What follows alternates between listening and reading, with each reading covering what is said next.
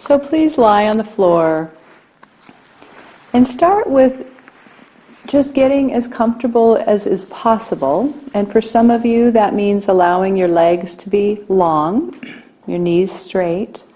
And for some of you, it's more comfortable to keep your knees bent. Sometimes that allows for less pressure on the low back.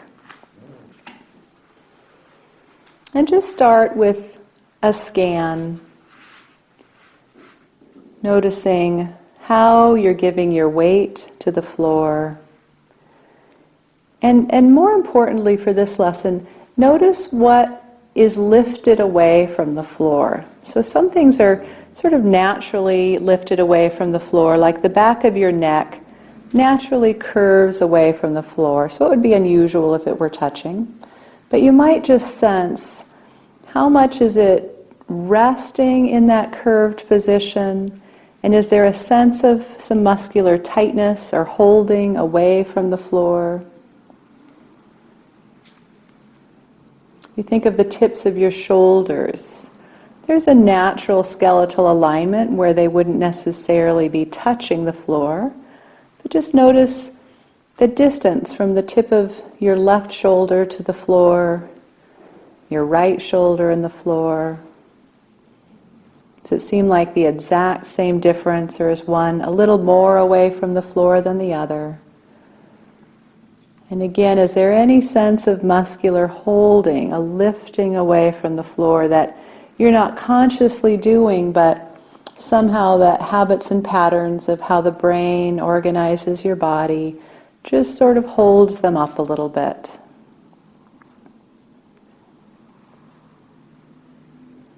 And then also feeling this way as to the relationship of your lower back and the floor, and the amount of curvature of your low back. Again, skeletally, there's a natural forward curve there, but is there any sense of muscular holding or lifting away?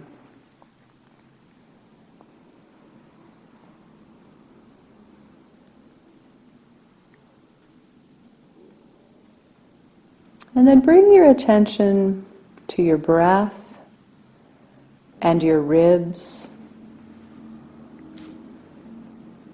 And just notice how much movement there is in your chest and your ribs with each inhalation and exhalation. And we do these scans so we sort of have something to come back to notice if there's been any changes at the end of a lesson.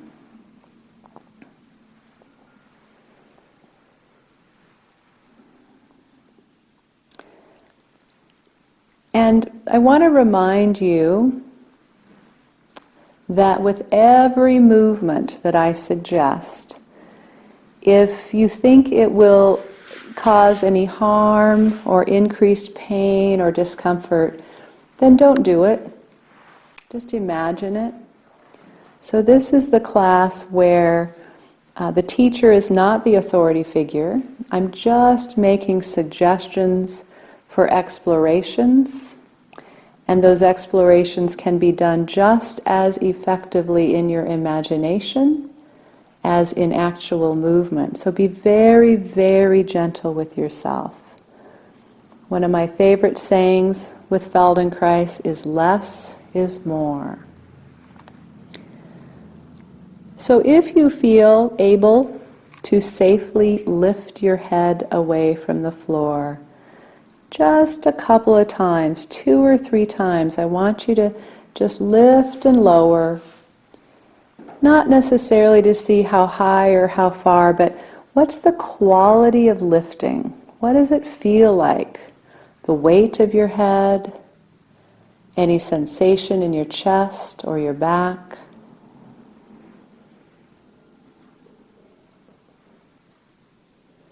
And then just let that go.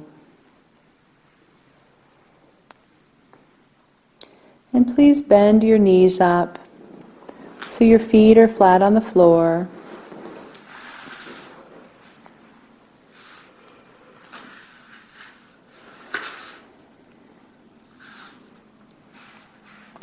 And place your right hand behind your head.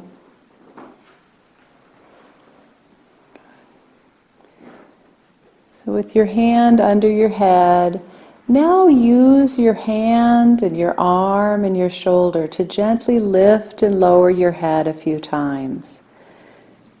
And notice, is it easier to do this keeping your elbow out to the side? Or might it be easier to bring your shoulder upward towards the ceiling and then lift your head? So you're sort of drawing your elbow down towards your knees. And as you lift and lower, notice what's happening in your chest. Feel which ribs are able to move, which ribs maybe seem less flexible or pliable. Notice also your sternum or your breastbone. Is there any movement there at the very center of your chest as you lift and lower your head?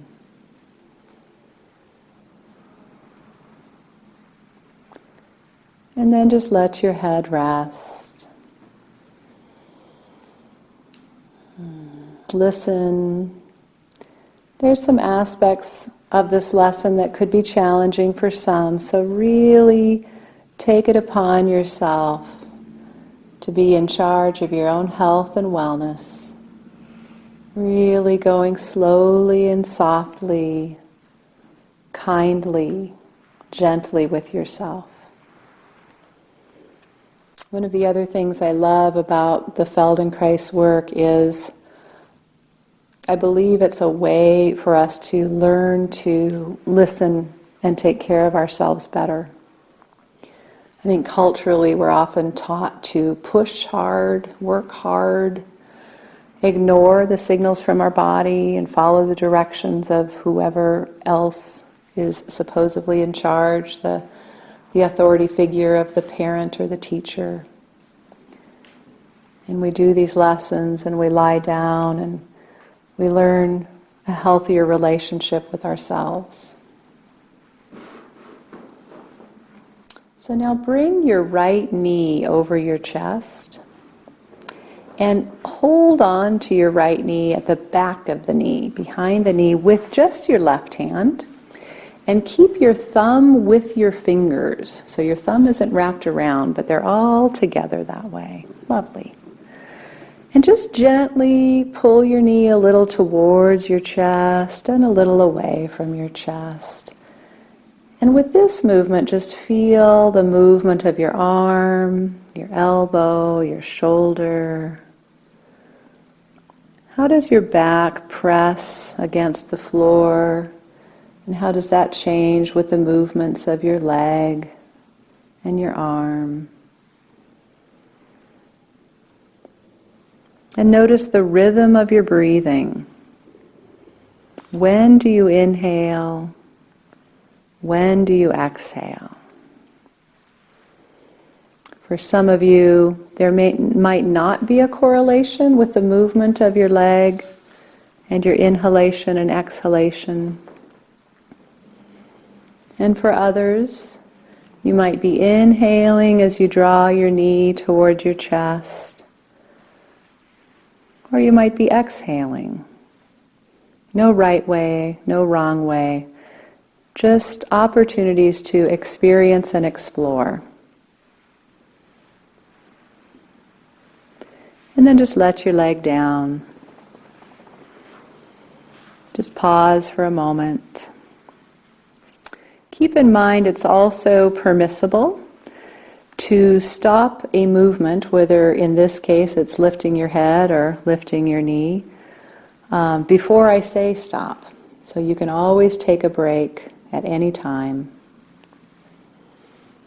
One of the very, very first introductions I had to the Feldenkrais method, the man who became my trainer for the 4-year program was doing a 4-day introductory workshop.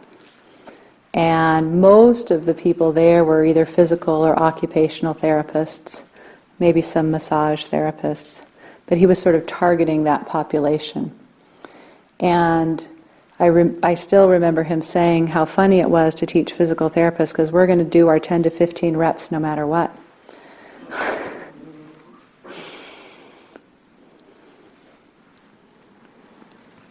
Some of you know what I'm talking about.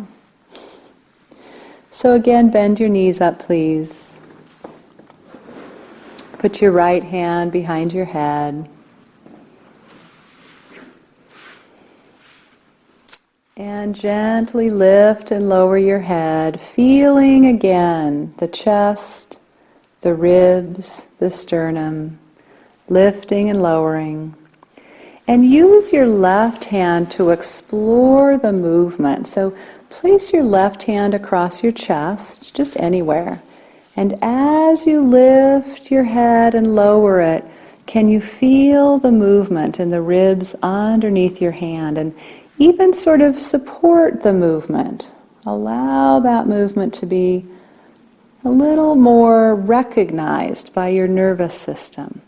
And you can move your hand, you can wrap it around and feel the ribs all the way on your right side or on your left side. So just do a few explorations like this. Always listening, making sure you're not doing too many repetitions of lifting and lowering. And of course, remembering that there's something we call flinking. So feeling into the potential of the movement, thinking about the movement, without fully doing the movement can still be very effective for the connections that we're making.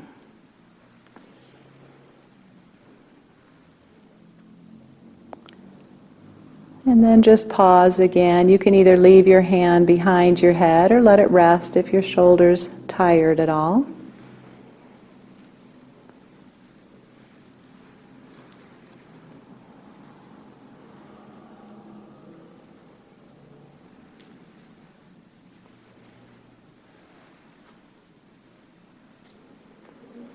And then bring your right hand back to behind your head and your left hand underneath your right knee with the thumb together with the fingers.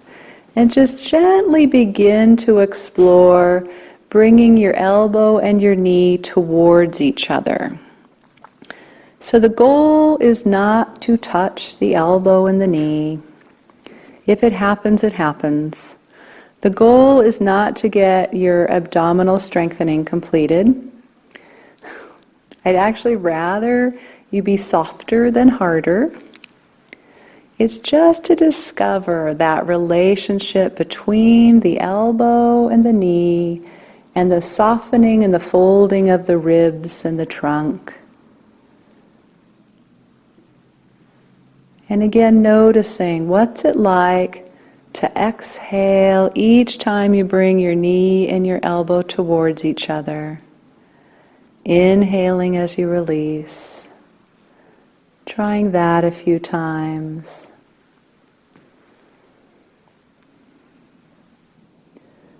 And you might see what it's like to inhale as you bring your knee and your elbow towards each other.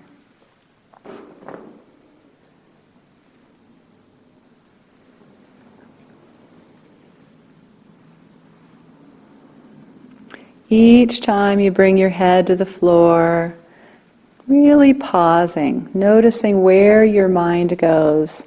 As you're lowering, are you already thinking about the next rising or lifting? Or can you stay fully with the movement all the way to the pause, not jumping ahead to the next movement until you're actually doing it?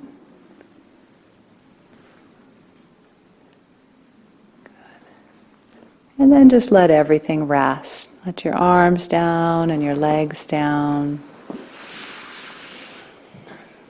Feeling your connection to the floor. Go ahead and let your arm out from behind your head. Feeling into that first body scan. The curve behind your neck. The space beneath your shoulders on the right and on the left. How the low back feels.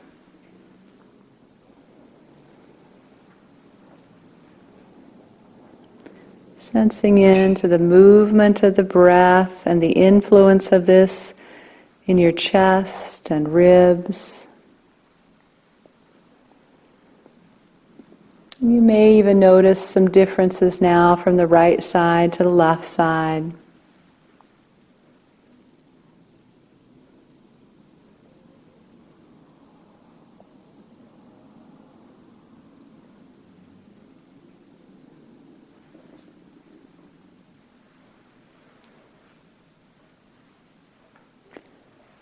And then please bend your knees up one at a time so your feet are flat on the floor.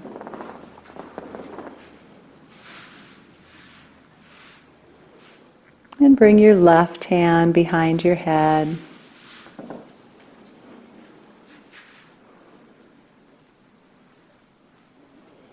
And just gently begin exploring the lifting of your head and lowering it with your left arm and shoulder. And you can let your right hand explore the movement of your chest and your ribs and your sternum as you lift and lower, as if your right hand is just inviting more movement, more softness, pliability. There's so much posturing that we do in our society. There's a pretty known idea of posture, and it's often mimicked after the military posture, which really isn't very accurate for function. Moshe Feldenkrais would prefer the word acture, so that however you are in your being, you're prepared for action. Whereas the typical military posture is really ready to be a statue. He would stand there in this video I saw of him in a military posture, and in his very thick Israeli accent he said, "What good is this for but shooting at?"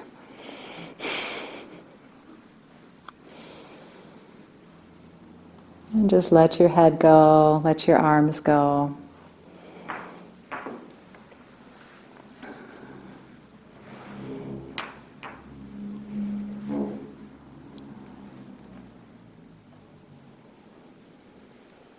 And then please bring your left leg towards your chest and hold on to it with your right hand beneath the knee, keeping the thumb together with the fingers. And just begin exploring drawing the knee towards your chest or chin or head, whatever works for you. And feel as you bring the knee up, what does your right foot want to do? How can you use that opposite foot to support this movement? Maybe a little pressure can support the pelvis and the low back. And notice that when I gave that cue, was that something that you were naturally doing to help with those connections? Or was that kind of a new aha?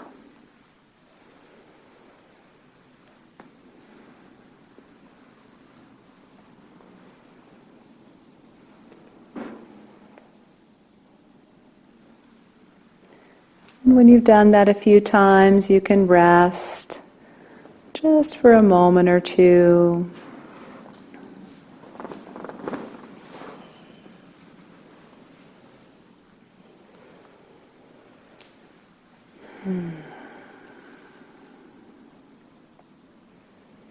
So one of the key inquiries with Feldenkrais is how do we move and stay in a more balanced, what I'm going to call autonomic response. So there's the sympathetic fight or flight, which we're often in, hurrying, worrying, getting somewhere, or sort of being in reaction to something.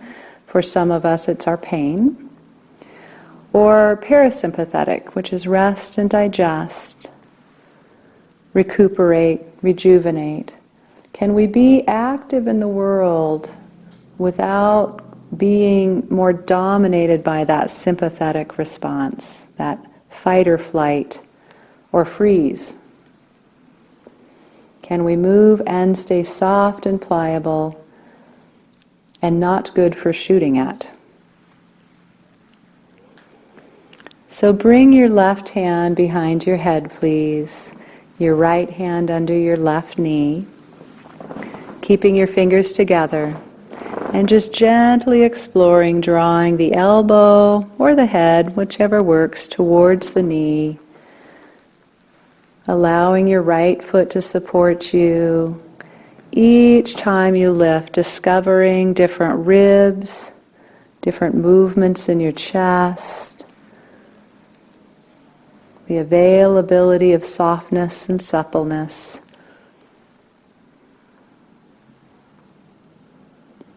Allow your jaw and your teeth to be soft.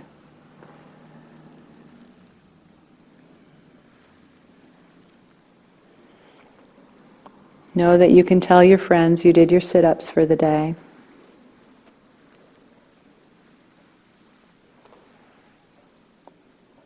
And then just let everything rest.